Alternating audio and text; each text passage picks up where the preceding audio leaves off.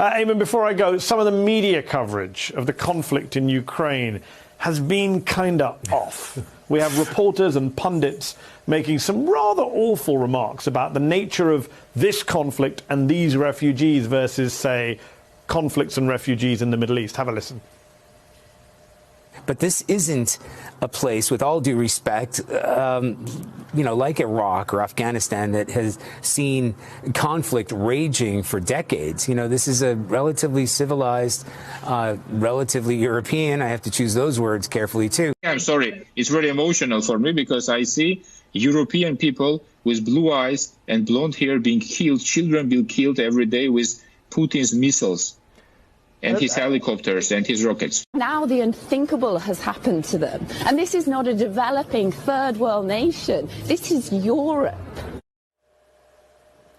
Eamon, first off, Europe has been home to some of the worst wars and worst war crimes in human history. I mean, the Holocaust. So why this surprise that bad things are happening in Europe?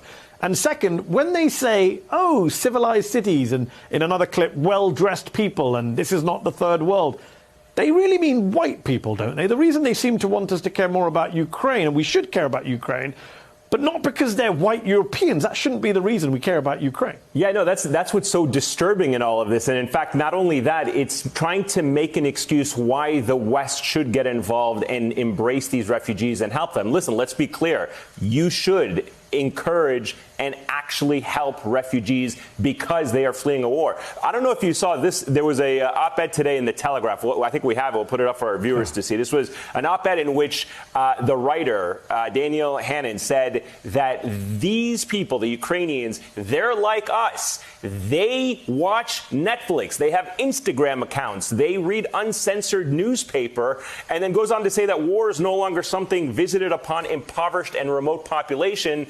Oh, no, it's happening to us here in Europe. And to your point, you're absolutely correct. Europe has had some of the worst human rights abuses and atrocities and wars in not just modern history, in all of history. Good to see you, Mahdi. Greatly appreciate it, my friend.